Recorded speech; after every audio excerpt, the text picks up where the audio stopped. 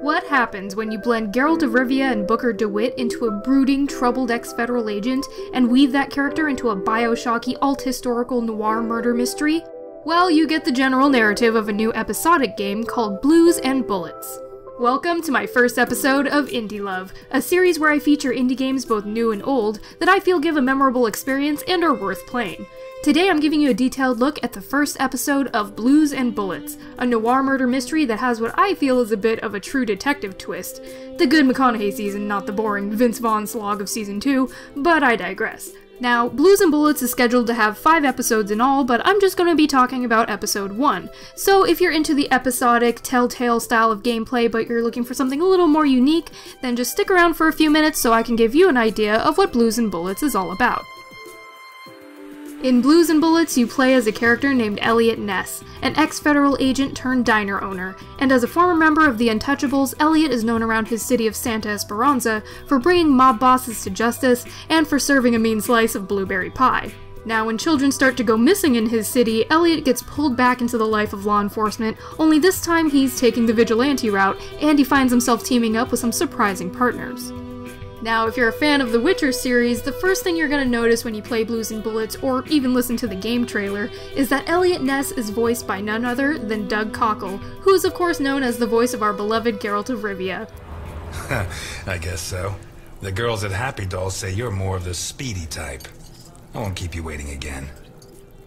So, as I was playing this game, I couldn't help but mentally see Geralt walking around as some kind of old Booker DeWitt detective from an alternate reality. Not that that's a bad thing at all, actually, I feel it kind of adds to the quality of the voice acting for this game overall. But even though the writing and the voice acting is pretty good, the facial expressions are somewhat of a different story. Now, they do kind of border on the side of looking like wax figurines at times, but it's not something that you can't get over, and the narrative is strong enough to keep you going throughout the game that this isn't a huge deal. Plus, this is also an indie game, so I can kind of excuse them for not having the best high-quality graphics and so on. It really wasn't a big game-breaking thing for me, but it's something that you're probably going to notice when you start playing this game. Now, if you're also up on your criminal history, specifically from the Prohibition era, you'll notice that Blues and Bullets also takes place in an alternate history. Elliot Ness actually was a leader of the federal agents known as the Untouchables, who were tasked with bringing down the notorious Prohibition mob boss Al Capone. Blues and Bullets modifies this history, as well as the events of the Hindenburg, to create their own unique plot, which so far has kept me interested. The setting of Blues and Bullets stays fairly true to the style of the noir genre. The game is in black and white with splashes of red to guide your attention throughout, and you play as a hard-boiled, troubled detective working to resolve crimes in a corrupt city. I mean, you can't really get much more noir than that. It is a narrative-driven game, so there's a fair amount of dialogue scenes, and like most of these episodic tales, you'll have to make various dialogue choices throughout, some of which are timed dialogue choices. Now, like the Telltale games, only about 5 or 6 of these dialogue choices actually quote-unquote matter for the game's outcome at the end, and carry over to the next episodes.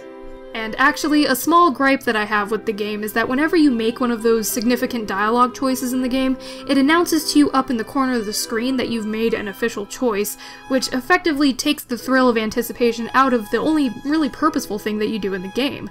Now, I'm not saying that there needs to be more meaningful choices necessarily, I just don't want to know which dialogue options were significant or not until the end of the episode, when I go over the player choice percentages. I understand that there's a limit to how many decisions can carry over, but I don't want the obviousness of these decisions to essentially devalue the other decision scenarios that I encounter in the game.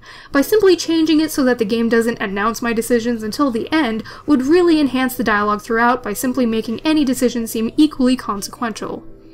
Now, what I really enjoy about Blues and Bullets are the stylized settings. The game has a very strong opening that deviates from the typical noir cityscape that I expected when I started playing, and you're also taken through several unique locations throughout the episode, so it never really feels too dull or repetitive. There's also a part in the game that takes place in a hotel setting that I thought was very reminiscent of Bioshock, specifically the Burial at Sea DLC where Rapture is still a living, functioning city. Just imagine Andrew Ryan decided to go the Comstock route and built a hotel in the sky that was a Rapture-Columbia hybrid and included the Hindenburg for good measure. Hell, the game even mentions that the creator of this hotel is named A. Ryan, which I can't imagine is a coincidence. Now, for the most part, the gameplay mechanics tend to focus on simply walking Elliot seemingly on rails from one place to the next, choosing dialogue here and there and then engaging in the occasional quick-time event. but they have added a neat little shooting gallery type mechanic that involves a cover system and requires players to shoot various sets of enemies, and even features a few interactive elements like exploding barrels to change things up a bit. Plus, there's an interesting scene where the game really embraces its noirness as it guides players through actual text blocks of Elliot's narrated thoughts, while shooting bad guys along the way. Now, this shooting mechanic isn't terribly complicated, but I can appreciate them adding some variety to a relatively generic style of gameplay. Eventually, you get to a part where Elliot has to piece together the clues of a crime scene, and this is where the detective-y stuff begins. Elliot happens upon a really gruesome murder scene that's visually amplified by the striking red of blood splatters and other details. You're tasked with finding clues throughout the crime scene, which mostly involves poking around until you find the little red objective markers in the area, and sometimes you'll have to examine pieces of evidence by picking up and rotating certain objects, or just by navigating around larger parts. As you gather clues and evidence from the crime scene, they get photographed and put into your menu on one of those big detective link charts typical of crime dramas that you might see on TV, and what you have to do is line up all the evidence to its correct subsection to complete the scene. Now, if you place a photo in the wrong section, the photo is going to spaz with disapproval, basically meaning that you can just trial and error placing evidence into the chart until everything is correct, which I was a little disappointed by, simply because part of the fun of gathering evidence is interpreting the data how you see fit and arriving at your own conclusion. But once I knew that the game didn't allow for me to interpret the evidence in any other way, it took part of the fun out of gathering the evidence at all. And normally I would say this is a missed opportunity, but given the fact that this is an indie game with limited resources, I can forgive them for sticking to a more linear mechanic like this. It just really makes me want a more in-depth, complex detective game that allows for various interpretations of evidence, something on a larger scale like a AAA title where player decisions and interpretations lead to multiple endings, and I know some detective games have kind of gone there, but not to the extent that I'm looking for, and that's probably because, mathematically speaking, that's not very easy to pull off. There could be an exponential amount of endings depending on how you interpret just a handful of evidence.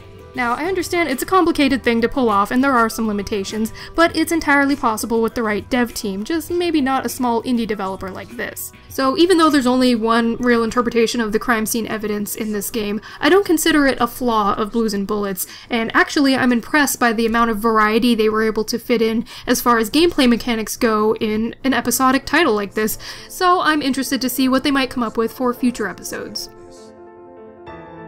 Blues and Bullets is a unique addition to its genre, and I'm actually surprised that there aren't more games that challenge the episodic genre while paying homage to the Telltale style of gameplay. Now, what I find refreshing about Blues and Bullets and other episodic games like Life is Strange is that they don't rely on the momentum of a popular licensed title, and so they have a lot more creative freedom. The only downside is that they can't fall back on name recognition, and so these games are inevitably compared to the Telltale franchises by people like me, as if that's some sort of necessary criteria. I'm hoping that in future episodes they add some polish to the animations and incorporate some more purposeful interactions, but overall I enjoyed the couple hours that I spent on the first episode of Blues and Bullets, and the twisted cult fantasy plot has me interested in uncovering any other bizarre scenarios that they might have in store. If you enjoy episodic Telltale-style games and are interested in a noir alternate history with a gory twist, then I suggest dropping $5 on Steam to give Blues and Bullets a try. Oh, and make sure you play through the end of the credits. Thanks for tuning in to my first episode of IndieLuv, and I plan on making this a fairly regular series, so make sure you subscribe to stay up to date on all of my uploads. Alright everyone, thanks for watching, and until the next IndieLuv, this is StrangeLuv signing out.